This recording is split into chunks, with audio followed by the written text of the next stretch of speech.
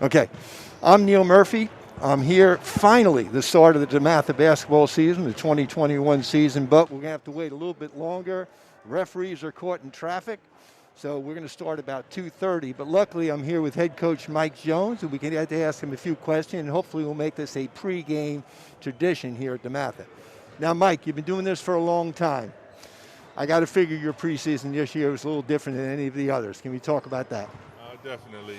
This season is going to be different from start to finish, but obviously the preseason, our normal preparation, was nothing even close to normal. But honestly, our guys, we try to preach resiliency here at DeMatha, and our guys have been able to just weather the storm, kind of go with the punches, and we're here at game one, and we're just very thankful and blessed to have the opportunity to play and compete. So no complaints from us. We're ready to play.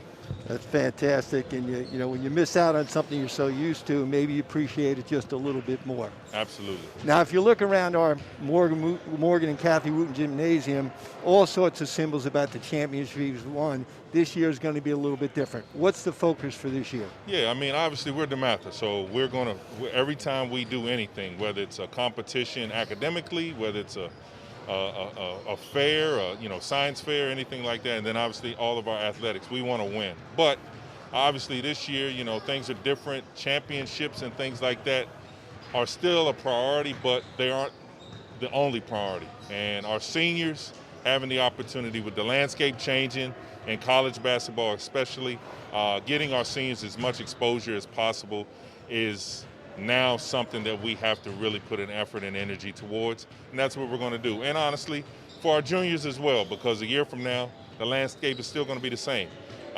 Everyone that is currently playing college basketball, if they choose, could be playing college basketball next year. That means scholarships aren't necessarily there, and giving our kids every chance to showcase their ability to colleges is kind of what this is all about. So we appreciate DeMatha Stags TV for streaming this, because there's a lot of college coaches watching. We may finally get an audience. Up until now, it was only my son Brian and my grandson Kellen who'd be watching, so we may hit double figures this year. Now, for the underclass, and we're hoping next year things get back to at least a more normal situation, but your seniors, can you talk about them, their last chance? So junior year for them last year was a special year. We were able to accomplish all of our goals, finishing with 30 wins, winning our WCAC championship. And to have these three guys come back on the floor and then one of our managers returning just to show the leadership. Jordan Hawkins is already committed to the University of Connecticut. He is one of the best players in the country, and he is going to be one of our best players this year. We're looking forward to having him for another year. And then Elijah Hawkins, starting point guard. Last year, coming into the season, the point guard position was the one question that everyone had about us, and I think Elijah did a tremendous job in silencing any questions anyone had about whether or not we were going to be a competitive team last year, and he was a big reason why we won. And then Will Reynolds epitomizes toughness. We had one of the toughest players I've ever been around in Earl Timberlake for the last 3 years, and Will steps right into that same role, that same mold.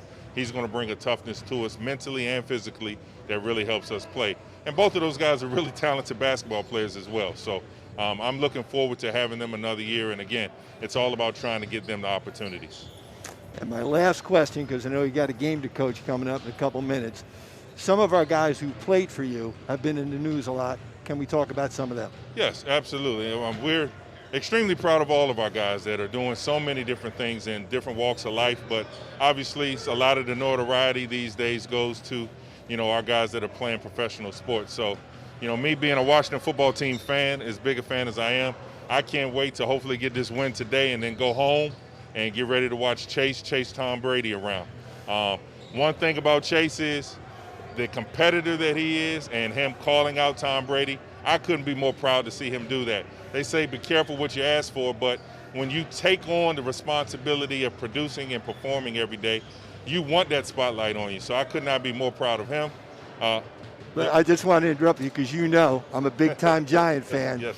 Redskins, my arch enemy. Now, I'm not actually a Redskin fan now, but I'm a fan of the Redskin defense, and I watch the game just as intently as I do when the Big Blue is playing. Yeah, Chase is just, again, his time here as a basketball player, I know a lot of people look at statistics as the only measure, but Chase's impact on our team, our program, and our school community is just his toughness and his competitiveness that he brought.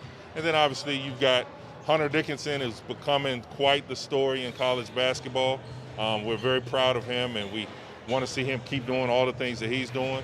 Jeremy Grant is on quite the tear for the Detroit Pistons. Signed a huge contract in the offseason, but to him it's not about the money. He's taking the opportunity to really step up and take on a much larger role for a franchise that he's trying to help kind of turn itself around. And Jeremy is doing a great job of using his voice in terms of social justice and things like that, so we couldn't be more proud.